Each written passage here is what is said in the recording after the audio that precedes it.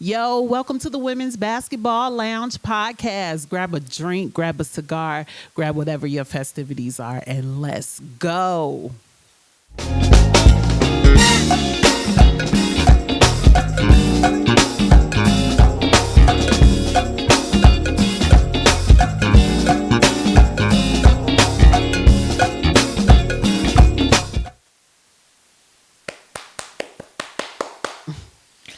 Let's go. Let's go. Episode 8. Episode 8. Welcome back.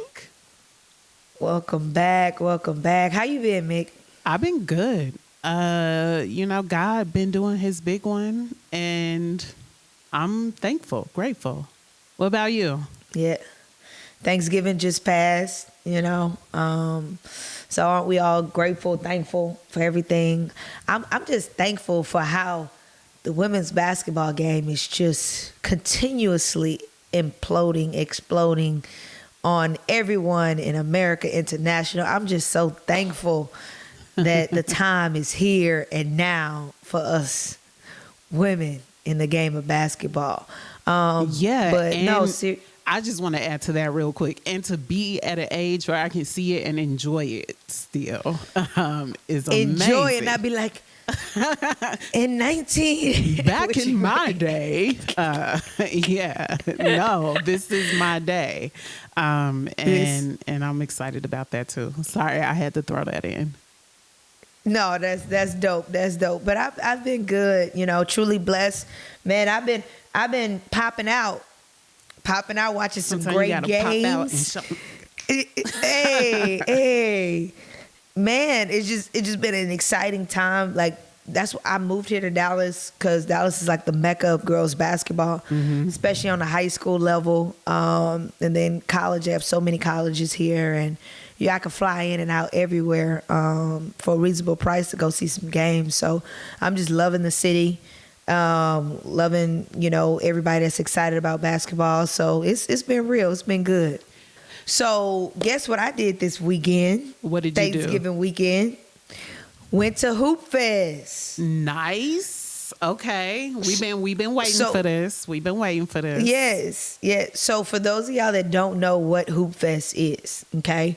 It's ran by a guy named Glenn Smith. He started this like 14, maybe 16 years ago. Don't quote me on it, right?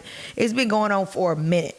Like, he's had a lot of stars participate in Hoopfest, like Rudy Gobert, Anthony Black, like a lot of Ariel Atkins on the women's side, right? Like a whole bunch of Stars is Born type of tournaments, where he brings the top high school teams together, and they play each other. And I'm not talking about top high school teams just in Texas. I'm talking about Cali, New York, Virginia, East Coast, West Coast. And he has like 4 tournaments, high school tournaments a year. It has nothing to do with AAU. It's like high school ball, right? And so it was great. Like, there's always one over Thanksgiving break here in Dallas, at Duncanville High School. City of Champions. Shout out to Duncanville. So it was dope. I mean, they had teams from California, Virginia, Florida, of course, Texas, Arizona.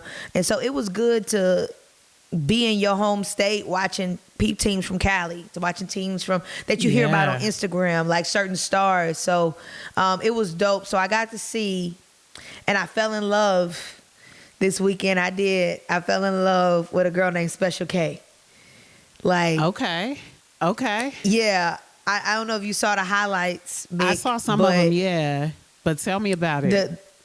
The talk of the town for Hoopfest was, and it was I'm gonna talk, right? Like, it was the main, so the 6:30 p.m. game on a Saturday is always the main game, right?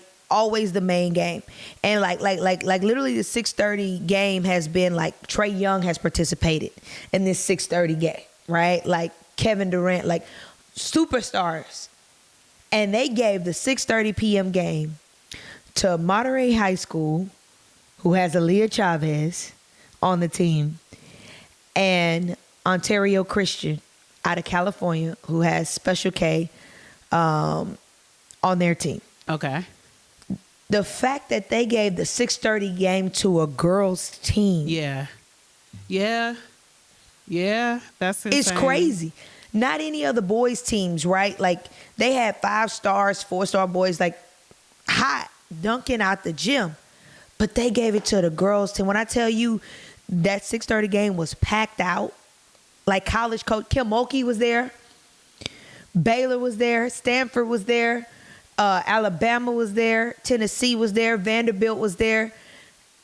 Hey, if you wasn't there, you don't love women's basketball. You live in the city of Dallas. Everybody pulled out and showed out. Sports agents was there, scouts, recruiters. Like the floor was packed out. Okay, that's just the background and just the scenario I was in. Okay, oh, it sounds like great energy. Great energy, and I'm gonna post some pictures too, because I was blessed to be on the floor, like literally sitting like 5 seats from Kim Mulkey, and I'm just like, I didn't ask for a picture because I'm trying to be cool, whatever. Okay, I have to pause for a second. What was she wearing? Oh, she was basic. It looked like she just got out of practice. Okay, she just flew in, flying out. She, hair was kind of a little frizzle, Okay. Frizzle dazzle. She looked like she got out of practice, but she had on a LSU shirt. Okay, so she was and wearing just some regular LSU pants and some paraphernalia. tennis shoes. Okay, cool. Yeah, I just didn't know I just didn't know which Kim Mulkey we was getting. Man, when Kim Mulkey walks in the building, yeah, it's like Michael Jackson then walked in the building. Beyonce then walked in the building when it come to college basketball. Little kids, grown women. I saw an 80-year-old lady with her cane. Can I get a Everybody, even Enrique popped out, which I'm gonna tell you about that conversation later. Okay. But Enrique Ogwumike came out with the Dallas Wings. So, but yeah, just a 6:30 game, and the background about this game is Aaliyah Chavez went. Here's the tea. Here's the tea, honey.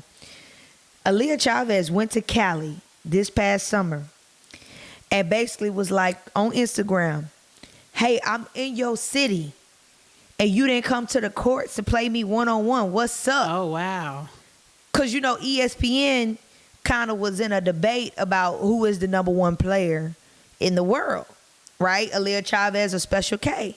And everybody was like, Special K is just and she's a sophomore, ladies and gentlemen. She's a 2027 grad, right? Aaliyah Chavez is a senior. So everybody was in a debate. So Aaliyah, when she was in Cali, hooping, she was like, pull up. And Special K never pulled up. Aaliyah was doing all that talking. So Special K's daddy is the head coach at Ontario. He was like, we're not going to do no talking. We're going to come to the Texas Hoopfest. Okay, that makes sense. And we're going to come to your state. We're going to come to your state, and we're going to play you. We're going to meet you where you at, right? Special K came here and blew teams out by 40. By 40. She played Duncanville. Duncanville is our Texas 6A state champions. Okay, so a big school. Yes, Duncanville is like the city of champions. Yeah. They have multiple. They're like the Lakers, Boston Celtics of the NBA, right? Like got the most championships in the state for girls basketball. Blew them out by 40. Wow. She's a sophomore and she scored 29 points. What position does she play? Like point guard. Okay. She the leader, and it was so easy. People in the stands are from Texas, and they were cheering on Special K more than they was cheering on Aaliyah Chavez.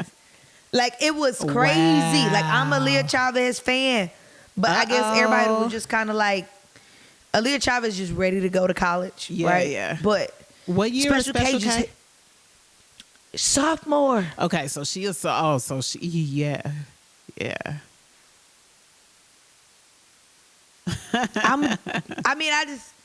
So that was just the moment. Hoopfest was live in action. I mean, if you don't know what Hoopfest is, find it, like it on Instagram. Find a Hoopfest in your area. There's actually a Hoopfest in Vegas. When is it? So, I don't know. Okay. I don't know. Find out. But yeah, there's actually a Hoopfest in Vegas, so you definitely need to check out the Vegas one, because I'm sure the Vegas one is probably even way better than the Texas one, because they're gonna have a bunch of people from Cali coming to Vegas, and you know them Cali hoopers can hoop. Yeah. So yeah, I'm gonna look for it. Okay, so that's dope. I think that's interesting though, because you were all Aaliyah Chavez. And Special K, like, and then even Ontario Christian, I forgot her name, but her number is number 13. She's a 6'7" freshman. Ontario Christian has a 6'7" freshman, and her dad was a former football player for USC. Already has offers.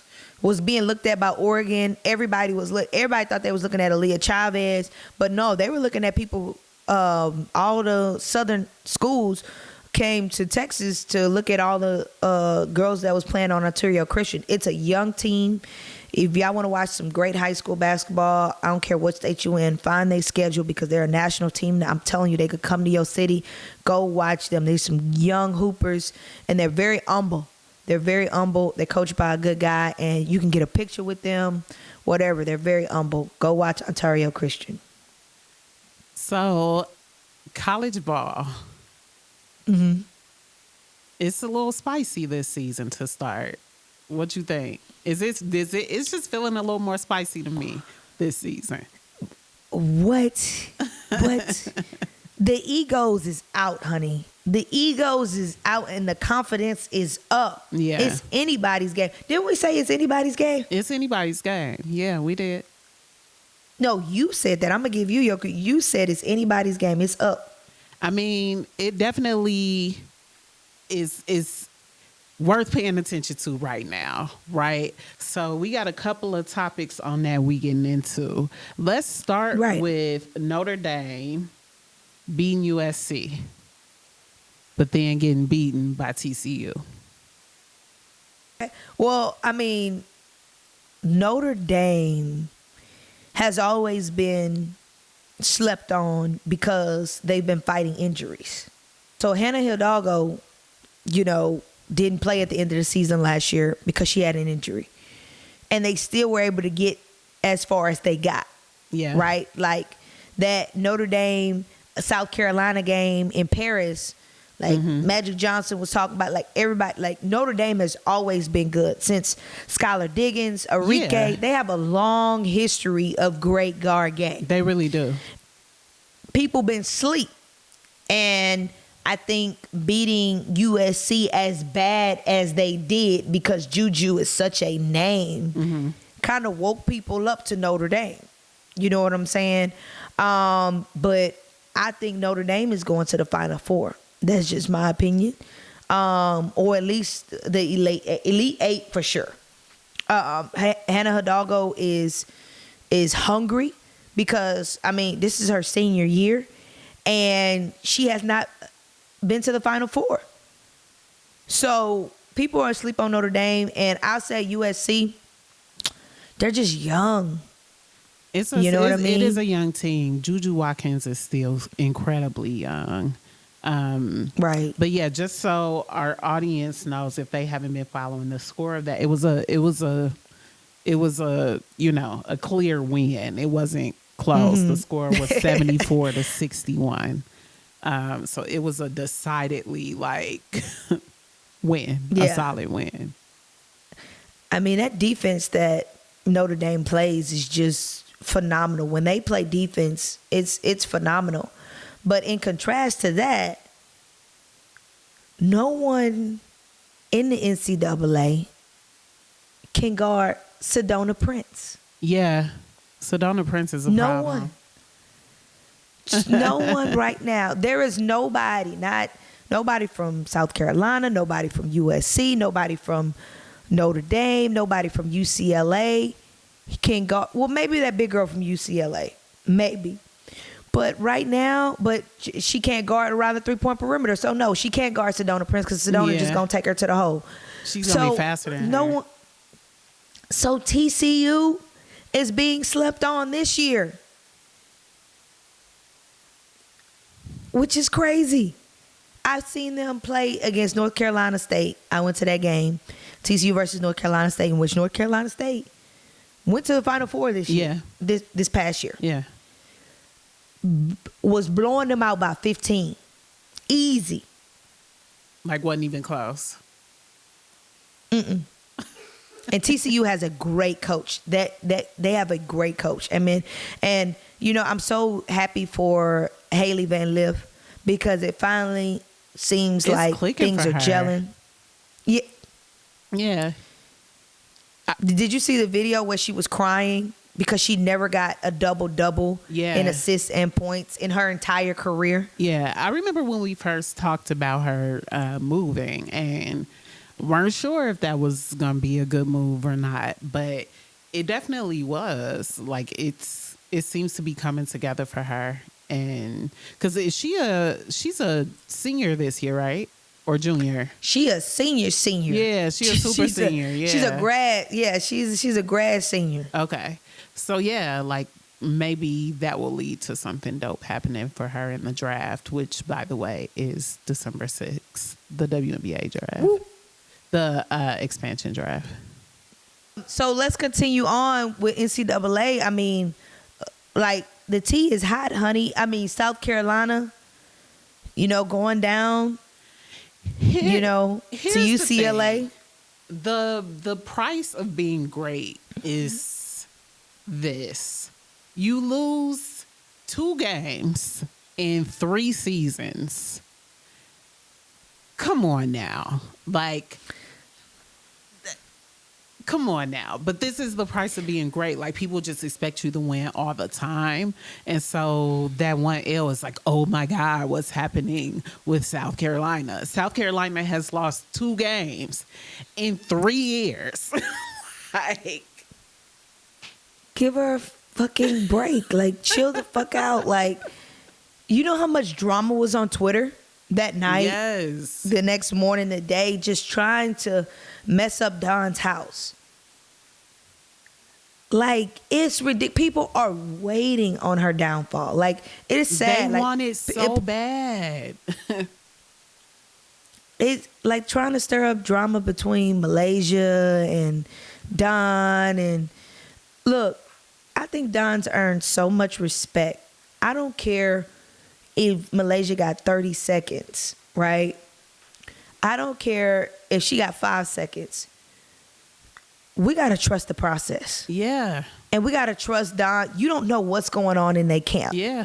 You don't know what is transpiring, whatever. But what we do know is Don is a good-ass coach. She going to put team first, above everything else, and she has standards. Yeah. Period. And she's still going to be in the Final Four.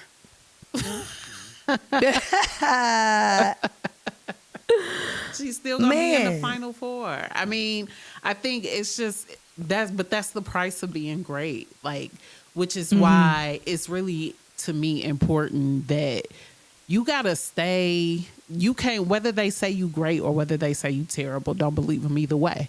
Because the second you start buying into your own hype, then, because if you believe them when they say you awesome, then you got to believe them when they say you shitty.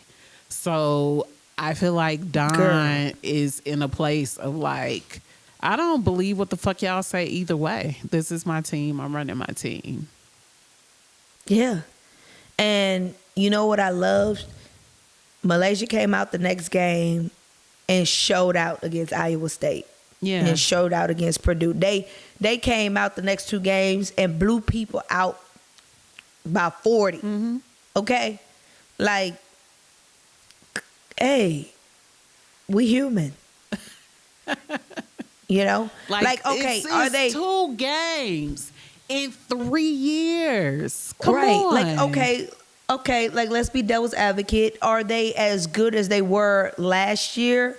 I would say, in my opinion, no, because Camila Cardoso was, like, she held down the paint. Which you know is what why I'm I'm saying? like, no, they're not as good as they were last year. But who was expecting them to be?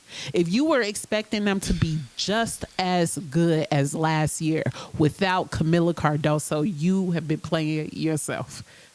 Like, you really have Correct. been. Yeah. Correct.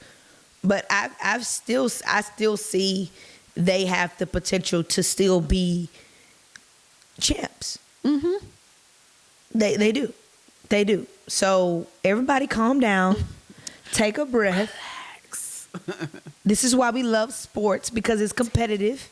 And the score is 0-0 at the beginning of every single game. And everybody has a fair chance to beat anybody. Yeah. And when you are the team at the top, people are training to beat you. So yeah, Correct. you're gonna get beat a couple times because they're training to do that. But let me take it a step further. People are playing their game before you to train to beat you. Yes. Okay? Like, they practice in 2 weeks, a month in advance to prepare for South Carolina. For you. Like, yes. So Don, go smoke you a cigar. Right. Kick your leg up. I mean, it's Girl. unfortunate though, like that, but that is the price. That's the price you pay for being great. You don't get to not be great at everything.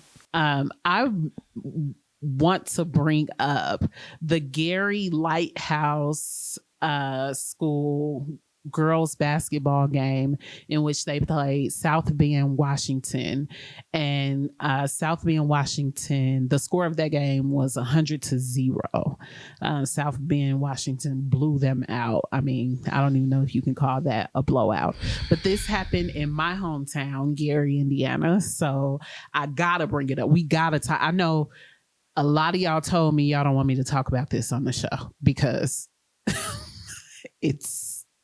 yeah, but we got to talk about it because there's some things that got to be said about it. So first of all, did you hear about that story? I mean, who hasn't? I mean, yeah, especially being in the high school realm. It's always a hot topic.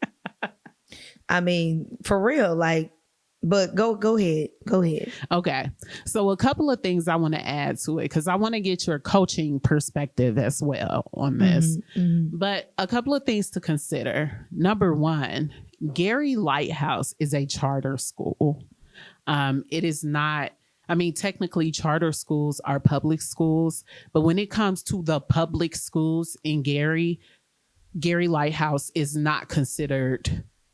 It's not Gary Westside. It's not Gary Roosevelt. It's not like, and I'm speaking old school stuff because a lot of these schools have now combined things like that. So that's what I want to bring up, like add some context to it, because Gary has always been a basketball city. Indiana is a basketball state. The schools have always dominated. In basketball.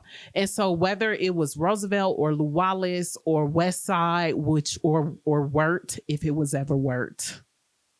But whatever it was spread around the city normally. Somebody normally had it. Somebody normally had like an amazing girls team.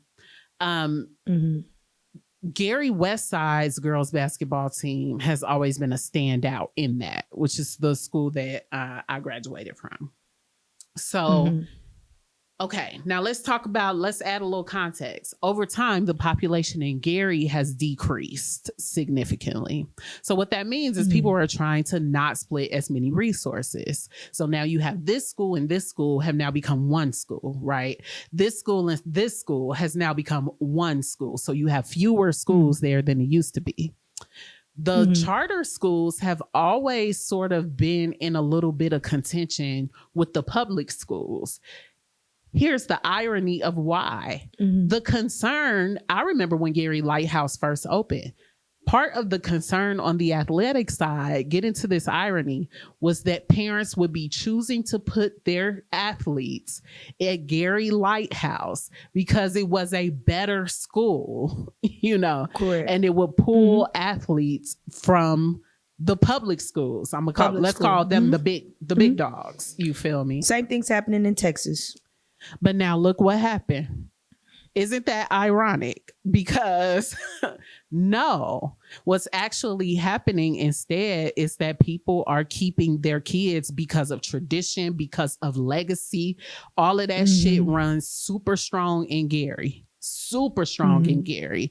Shout out to Horseman. I call all of them schools out and I didn't call out Horseman. And if y'all watch this, y'all gonna be mad at me. So shout out to y'all. But so when you think of, so let's bring that back to what happened at Gary Lighthouse, where they lost this game by 100 points. They only played 9 games last season. It was a home game for them? I'm actually not sure. Oh, okay. You said at Gary. Okay. Yeah, go ahead. no. Don't matter. It really don't matter. Shit. Yeah. But I'm like, damn, man. Okay, go ahead. They only played 9 games last season. Last season, they only scored a grand total over the course of those 9 games of 80 points. Okay. This is no shade to these girls. Like, shout out to them for getting out there and playing. But we talking basketball right now. This is a sorry ass team. Like, they should not have been playing South Bend, Washington to begin with. Like that, South Bend, Washington. Okay, so let's get out of Gary real quick. On the other part of Indiana, there's some schools that have dominated in South Bend. South Bend has always been known for women's basketball too. South Bend Riley, South Bend Washington. Whichever school got it that year, that's the school that got it. But South Bend Washington had just, a game before that, beat a school in Goshen. The score was something like 94-14 or some shit. So this is why I'm bringing up the coaching perspective. Now, the coach at Gary Lighthouse says, well, I get penalized for taking my girls out of state to play. They're trying to get all-star. They're trying to get all these things. So I'm trying to keep the games in state as much as possible, but people don't want to play us. And I just told you why people don't want to play them. Like, they a sorry-ass team. Okay. But on the South Bend, Washington side, is it just like, is the thing, because I feel like this came up with, was it Don a little bit? Talked about this last season, Don Staley, like giving these teams games to play, giving them opportunities to play. But I just feel like there are so many misses. Again, shout out to them girls. I hope that, I know a couple of former professional basketball folk who are from Gary were saying they're trying to get together and get them some training and stuff like that. And that's wonderful. I hope that happens.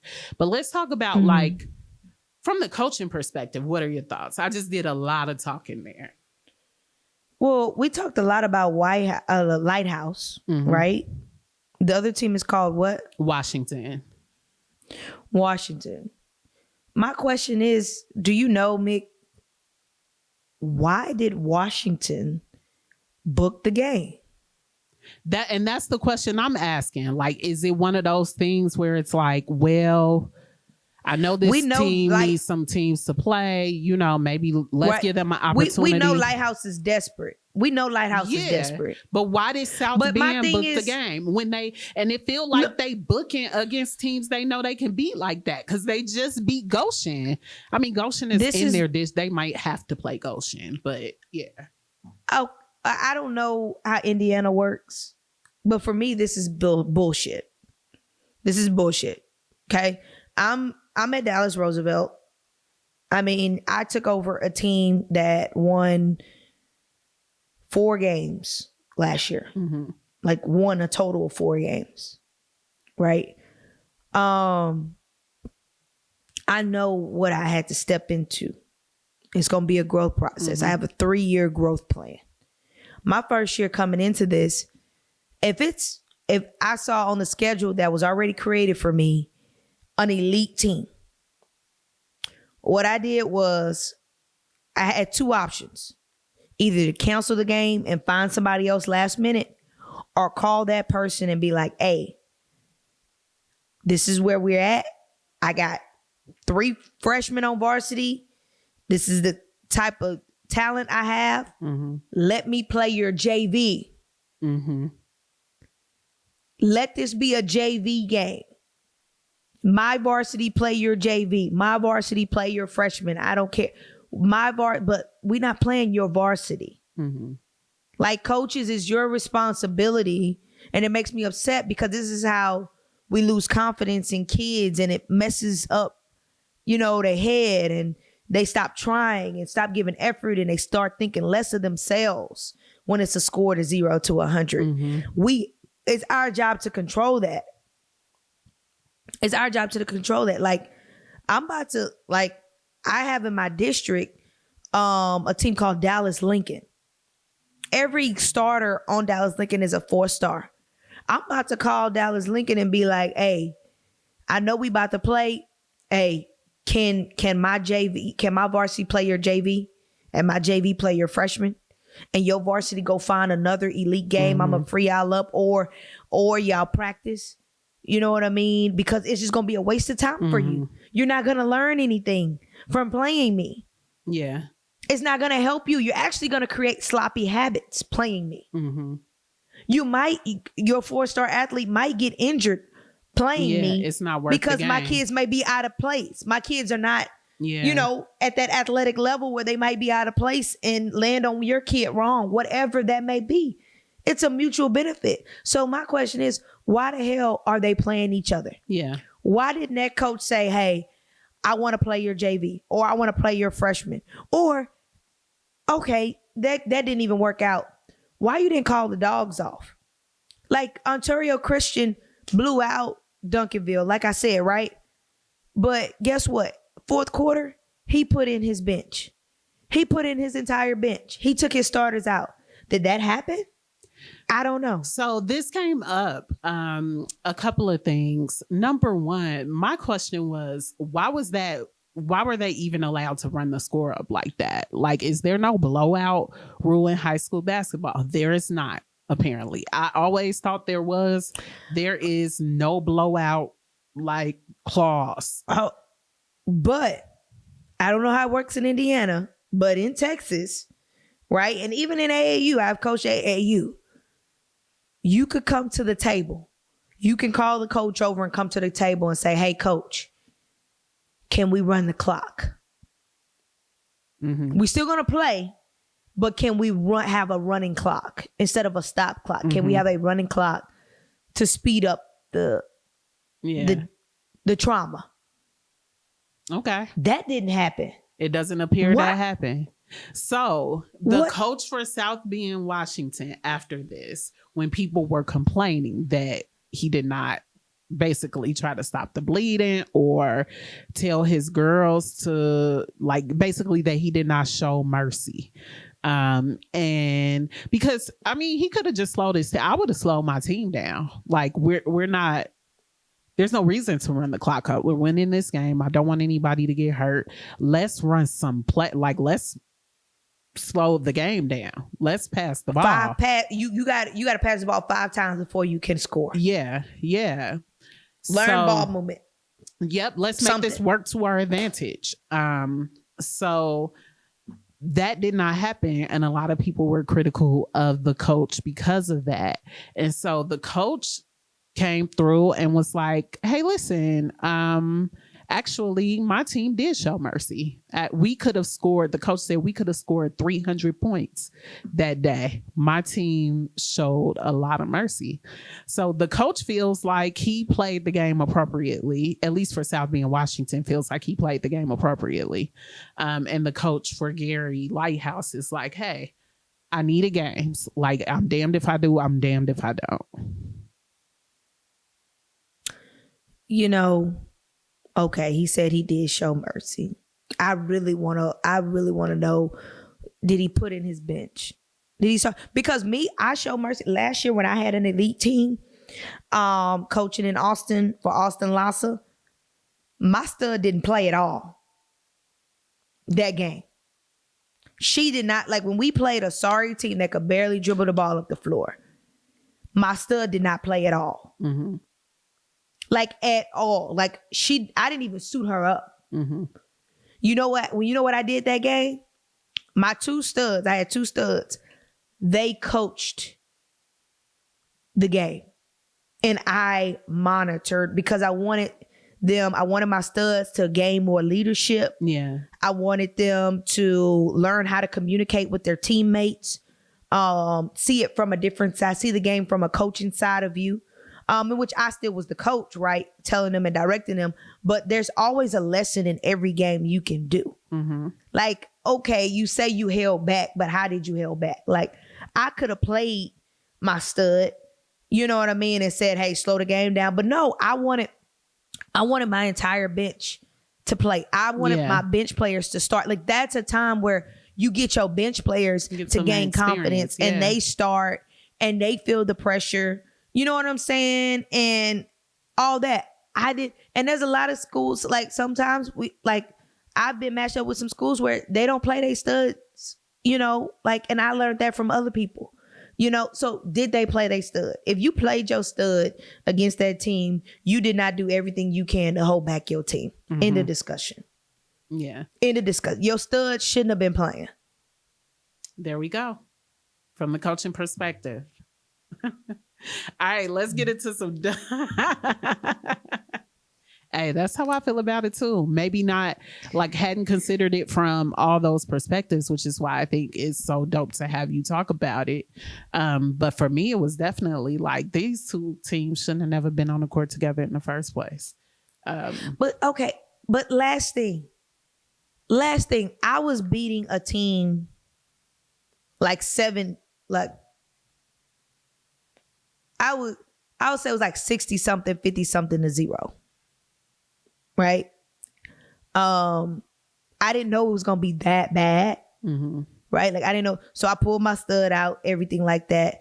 I told my team no fast breaks. Like literally we stealing the ball. We dribble up the court. The person with the ball stops, waits till everybody comes back down and sets something up. Literally the referee was like, hey coach, we need this team to at least score 2. We don't want to end. The referee came to me and was like, we don't want to end the game with this score. Mm-hmm. I need you to give them something.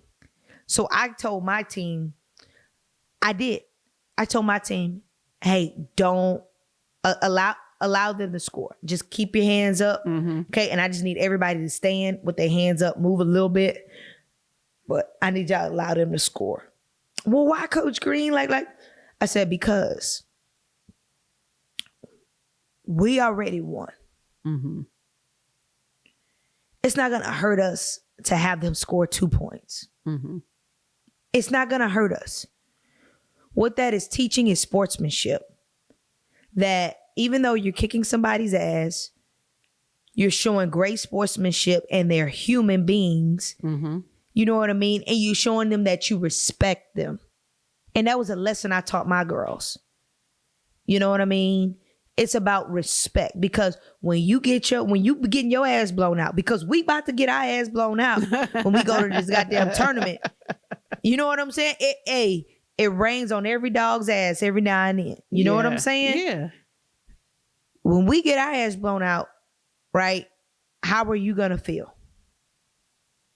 How are you going to feel? Don't do that to these girls. So let them score 2 points. And I'm glad the official came to me and told me that, because that made me a better coach. Mm-hmm. It did. So that's all I got to say about that. All right. Well, you heard it here. All right. Let's get into some WNBA talk. Let's talk about let's talk about your Dallas Wings. #1 draft pick. #1 draft pick. Hey. Oh my God. God is so good. God is good all the time. Are they going to do something with it though? Like I don't. What have I been saying every episode that Dallas Wings needs? What have I said we needed? Dallas Wings needs a good point guard. We do not have a leader from the point guard position that's going to be able to control Enrique's crazy shots and, you know, the bigs attitudes. You have been saying that. Like, there's nobody to, like, take point. Yeah. We are here. We've been making bad decisions, but everything happens for a reason of victory. Oh my God. Everything happens for a reason. And it's our season, Wings. Don't you drop the ball. I don't care if, I'm knocking on wood, I don't care if Paige has a bad year. I don't care if she, goddamn it, has any drama come up off the court. I don't care if she gets any bad publicity. I don't give a damn. It's Paige or bust. What happens? You better pick that girl. I've been already seeing people put her in a Dallas Wings jersey and all the things. I told Enrique last night at Hoopfest, we was chopping it up or whatever. I said, because Enrique actually gives back, by the way. She does give back. I just want to say that. She grew up in the hood, so she's actually going to come speak to my kids who are in the hood. So shout out to Enrique for that. And I told her before I got up, I whispered in her ear, I said, I'm counting on you to have these Wings not fuck up this number one pick. She started laughing. She started rolling, laughing. I say, I'm counting on your ass. Yeah. You're the only person I can depend on. They gonna listen to you, Enrique. You need to be in their ear, goddammit. She does. Because I don't know what Dallas be fumbling sometimes. It ain't no ands, ifs, buts about it. And you know what? I'm going to say that's like a Dallas professional sports thing because the Cowboys be fumbling and shit too. But girl, next topic. Girl, anyway. You hurt my heart right now. You just put a knife through my heart. Girl. How you go to a Cowboys game and you bored? Damn, Dak. Girl, this is women's basketball lounge. But hopefully, love Latricia. Love what she did for the Wings. All that respect goes out. But I'm excited for the new. I'm excited for the new point guard we're about to receive. I'm excited for the new coaching staff we're about to get. Enrique's excited. She's in her prime. You know what I mean? So the Wings are about to get a new arena in Dallas. So this is going to be their last season at UT Arlington. So a lot of great things are happening for them. So I'm just excited. I'm a fan. So let's pull out, see what they're going to do. I love it. And I love that you mentioned Patricia, because this leads me into, I just started playing 2K WNBA, and they have already replaced Patricia's ass as the coach of the Dallas Wings in the game. Huh? And I have had the game long before that decision. I've had the game since like September, but I'm just now starting to play it. And like, she's already gone because I'm just playing through a WNBA season, which, by the way, if you play WNBA 2K, hit me up. We can definitely play online. I play with the W. I'm having a good time. So, but yeah, already gone. She's already gone. She's not there anymore. So who's on the sideline? Nobody? There's a coach. I don't know who she is. I don't know if that's like an assistant coach that but it ain't Patricia. Oh, wow. Hold on. Is Teresa Witherspoon coaching the Sky?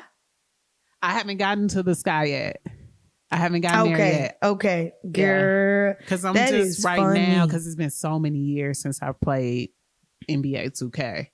I'm just like getting my hands controls right. So I'm just playing through a regular season. I'm playing as the Aces right now. But once I get this down, then I'll create my own player and have my own career and all these amazing things. But yeah. I'm gonna have to get 2K. It sounds very fun. It sounds like it's really fun and exciting. Like I saw the tweet. They had Asia dancing, all the dance moves on there. Like they've been really creative in making 2K fun, like making it WNBA style. Yeah. You know what I mean? With the dance. I saw somebody like twerking in a one-on-one in the back court in the back gym in like a practice arena on 2K. So yeah, I love that we have our own little section over there. It's definitely, I don't feel like quite as built out as the NBA, but you know, it's getting there. It's definitely getting there, and it's a good time so far. So I love it. I love it. Well, speaking of the W, let's talk about our favorite mascot of the W in the Big Macy's Ellie. Day Parade. They call me Big Ellie. The very first professional mascot of any sports team in the Macy's Day Parade. That is dope within itself. It's so dope. It's so dope. She had her own, what is it called? The parade things. What is it called? I'm having a brain fart. What is it called? Float. You talking about a float? Oh yeah, she had her own float and like big ass mock up, like very big ass Macy's parade style. And they had their own like choreography. They had their own. She wasn't just in the parade, right, waving. Like they stopped at the main stage, did their own choreography type deal, all that. Like was dancing. Like had the Macy's Day Parade bumping. Love it. Whoever is in that suit. I mean, man, perfect. How much she getting paid? How much is Ellie getting paid? Pay Ellie more. Whatever it is, increase. Yeah. What if Ellie's a man? Underneath. I think Ellie probably is a man, but like I don't care either way. Pay the lady, because like the brand that they have been able to create, like what they have been able to do to personify that mascot, we have not seen the likes of that in decades probably. So first of all, does any other mascot, if any sport, have their own Instagram page? I think some of them probably do, but like there are some pretty popular. Like she has her own Instagram page outside of. It's not as popular as hers. Yeah, for sure. But some of them she probably has her own. do. Yeah. I think like it's maybe just Phoenix incredible. might have one. Yeah, I they feel like really I've promote seen their it before. mascot. But everybody's promoting their mascot now. You know what I mean? Ellie is a trendsetter. It wasn't popular people weren't thinking like, oh, I can make this person an entire character. Like they just built out a character for this mascot, as opposed to just being like, put on the suit, go dance and do this. You know what they should do? I just had an idea. You know what they should do at the All-Star? They should have like a mascot competition. Like I'm not saying play basketball, but I'm just saying like a mascot go through an obstacle course or a mascot dance off. You know what I mean? Yeah. Or like, you know, like a mascot race. You know how they race in the MLB? You know, those little mascots race around the field or whatever and judge and stuff. They should start doing that. They should buy into it. Yeah. I think they do that one little thing with the mascots, but they definitely could lean into it more. And yeah, it'll be nice to see how people try to emulate that. I think we've already seen Chicago try to put out a mascot that's clearly like, guys, come on, be a little more come on, guys. But you know, even that, I think imitation is the highest form of flattery. And I think when we see things innovative happen, it gives way to even more innovation. So I'm happy that this will make other teams start putting more attention on their mascot and stuff. Yeah. Have you seen the Valkyries mascot yet? I have not. Okay, I'm definitely curious of what the hell a Valkyrie gonna look like. What is that Valkyrie gonna give? Yeah. It's probably gonna be like a warrior, right? No? Yeah, it's like an angel warrior, so it might have wings, like the Dallas Wings. I don't know. Yeah, it'll be interesting to see how they personify that. But I feel like they have the best chance of now getting somebody to care about their mascot because they're new. Like everybody else is like, bitch, come on now. Like y'all been, don't try to make Rebel, like that's the Aces mascot. Don't try to make Rebel like now, like what's his name? The Thing. Yeah, don't try to make him the shit now. It's too late. But a new team can come in and do that. We'll see. But moving on to some heavier news. There is some earthquakes going on with the Seattle Storm. Aye. Yeah. I hate to talk about it, but we got to talk about it. We got to talk about it. Okay, here's what I can say. You want to tell the audience what's going on? Okay, so so essentially there have been a lot of issues and there have been a lot of complaints about mistreatment apparently from the team about the coaching staff over at Seattle. And I don't know if management was included in that, but I know the coaching staff was named in particular. This had a lot to do with how the players were treated if they didn't win games. You guys can go look up the details, but basically like they reported, at least some players reported mistreatment when they didn't win games or just mistreatment in general. So following that news coming out, you know how the internet is. We quickly figured out that Jewel Lloyd, Skylar Diggins-Smith, and Nneka Ogwumike. Sorry. Nneka Ogwumike have all unfollowed each other on social media.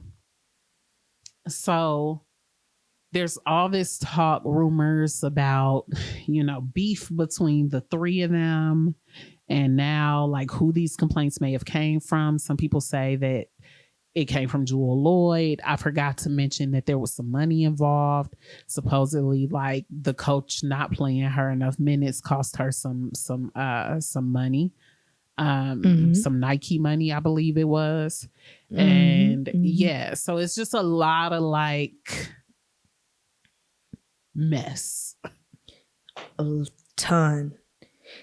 And, management, they got to figure some stuff. They got to figure out who they going to go with, who going to be their bread and butter, and eliminate the rest. It's too bad of a blood going on right now. When you unfollow somebody from Twitter, Instagram, Facebook,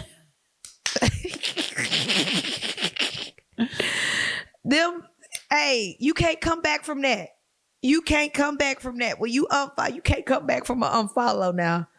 Especially when you teammates and people gonna see it and you're a public figure. Yeah, because people gonna see it is the thing. Because sometimes it's just not worth that. Like it's people gonna be looking for it and people gonna see it. So yeah, it's done. Once that unfollow click is done. So Seattle needs to be working on who they're gonna choose as their primary star, and not even the players, the coach too. Yeah. Are they going to choose the head coach and eliminate all the players? Are they going to choose Jewel Lloyd, eliminate the coaching staff and the players and build around Jewel Lloyd? Or are they going to go with the vet, Nneka Ogwumike, right? Or are they going to go with their point guard? But I tell you this, Skylar, love you. But you did not leave the Wings on good terms. You did not leave Phoenix on good terms. And you are not leaving the Storm on good terms. What's up? I think you need to share, like maybe after you're done with the W, but I think you need to share your story of what's going on because things are about to turn the table and you're about to be misunderstood. Am I wrong? I mean, Mick? It's given if you have a problem everywhere you go, you might be the problem. I'm a little more direct than Mimi, but you know what I mean? If it's given, if you got a problem everywhere you go, you might be the problem. Like, everybody ain't lying on you. Everybody is not wrong about you. If you have conflict in everywhere you go, every situation turns into that, you, my love, might be the problem. So, like, period. It's given you might be the problem. But here's what I will say. I understand the frustration, because I think all of us thought Seattle would do more than they did this year. They were the big three. Yeah, coming into it, I think we all expected more from them, and they probably expected more from themselves. So probably whatever reason shit did not pan out, is probably a lot of this right now, a lot of, finger pointing. And that's what happens when you don't live up to your potential. Like, then people looking for something to blame. But, like, I think should Nneka have left LA? Seattle is not going to build around Nneka. I'll say that. She's too old, honestly. Like, she's still young, but you're not going to build a team around her. And I don't think they'll build a team around Jewel Lloyd either. I think they'll build a team around Skylar Diggins-Smith. But it depends on what the problem is. Like, if it's probably going to be like, what is the path of what decision costs them the least, right? Like, if Skylar Diggins-Smith is the problem and everybody else is fine, as long as she's not there, I think you lose Skylar Diggins-Smith. You know what I mean? But yeah. My question is, what went wrong so bad to where the president, right? Nneka is the president of the Players Association. Right? Yeah. What went so bad that, like, with the coaches and the players, is what I'm saying, right? Between the coaches and the players, that's all gonna bicker, right? Like, we've all been there, done that. But Nneka advocate, and she does a great job advocating, right, for her team, right? Like, she's the one that rejected the CBA agreement, all that. Like, she fights for her girls, right? She's pro athletes all day, right? She got the girls during COVID to wear the Breonna Taylor shirts, like making statements. Like, she's very much pro, like, making sure she sends the right messages. So with her being in the camp, what went wrong so bad to where the coaches mistreated the players so bad in front of the president of the Players Association? Like, you had to be bold. Yeah. But then I did hear that Nneka was excluded from some team meetings because they didn't want her to be aware or know of some mistreatment. I did hear that too. So there's so much, Mick, in this story that's just like, what? Yeah. Like, what is going? It feels like we don't have all the pieces, and I just feel like this might get a little more messy before it comes together, just because it feels like all the pieces haven't been revealed yet. From a fan's perspective, because this show is from a fan's perspective, is this drama good for the W or bad for the W when it comes to money, viewership, exposure, all that? Is this drama good drama or bad drama? Well, you know what they say, all publicity is good publicity. Like, so there's that. But I think it's really bad for Seattle as a brand. I think it's great for the WNBA as a whole, because I think it's important that people see all of it. You know what I mean? I think it's important that people see the good, the bad, and the ugly, and that we wrap our mind around, like, all of it is just kind of like this is the W as a whole. It is an entire league with individuals who have different personalities. And just like in the NBA, you have heroes and villains. You have that in the WNBA as well. I think it's good because it's good for conversation. It keeps people talking. It keeps the game nuanced. You know what I mean? Because we don't want to put some angel, some halo over the W, like, oh, the W. We don't want to get an angel effect about the W. Like, these are all individuals, athletes. Right. Some of them have egos. Some of them have bad habits. Some of them, you know what I mean? There are lots of things. Right. And I think that's good. And the thing about this, while you were talking, I was thinking the prime of the NBA was the heroes and villain, Michael Jordan, hero, villains, Detroit Pistons. Yeah. Right? Like, you know what I'm saying? That drama really drew in viewers and made the NBA at the all-time high. It made to where the NBA is what it is today. And when they first founded the W, they even did it on the 30 for 30, right?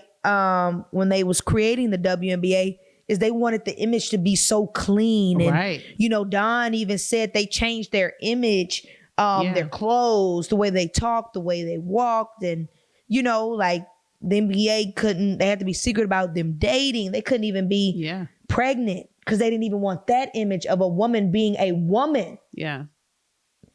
So they wanted it too clean to where, people don't like clean. People love drama. Yeah. People want to know that shit ain't perfect. So, I feel bad for the Storm and what's going on because they are an elite level team in the W, right? There's your Aces, there's your New York team, and there's your Seattle Storm, there's your Connecticut. Like, that's all up there. And I hate that because I saw them finishing, at least fifth. Yeah. Fourth, fifth, I was when they picked up Nneka and Skylar, I was like, oh my God, everybody was scared on Twitter. I do believe the Seattle Storm coach is a great coach, but for me, Jewel Lloyd is a shut up and play type of girl. So something has gone on, something happened to where Jewel Lloyd is upset. Yeah. And Jewel Lloyd, is their franchise player for all practical purposes. So if Jewel Lloyd is not happy, you have a problem. Period. Right. Like, you have a problem. And you have to protect your franchise player. Yeah. Like, if you're a coach, and this is from a coach's perspective, like so what the little T is that when you're signed by Nike, Adidas, Under Armour, they can put in your contract that you have to score a certain amount of points every season in order to get either a bonus or keep a certain amount of money, or your amount will decrease, or you won't get that bonus. Whatever that contract is set up between the agent and all that is how it's set up. Jewel Lloyd didn't even average 20 points. So therefore, she either didn't receive her bonus or she's not, or she got a pay decrease by Nike. Yeah, I think she's your franchise player. Yeah. She's your franchise player. Make sure she get that. Just make sure she get that. Especially if she's we're talking leader, about we want players to make more money, to stop having to go overseas to play and blah, blah, blah. Like, yeah. If you want Jewel Lloyd to run through bricks for you, you got to do something for her. And I think that's where coaches sometimes mess up is, as coaches, we get this ego, like my way or the highway, or you ain't getting shit from me and blah, blah, blah, blah, blah. I've been there, done that too. I still sometimes can get caught up in that, work hard. But you got to give your players something. Yeah. So we'll see. And that's all I got to say. Yeah, we'll see how all of that pans out. I think like I said, I think it's going to get a little messier before it starts to come together. But yeah, best wishes to all involved. Anyway. Yep. We'll definitely keep the audience posted on this because I feel like this is just the beginning. Yeah. Yeah, definitely. I think that's all our topics for today. That's the show. That's the show. Follow us on social media. Tell a friend to tell a friend. Please leave us a review. That helps people find our show. And yeah, if you got thoughts, opinions on any of the stuff we talked about, feel free to comment, reach out to us, all the things. Peace. Thank y'all.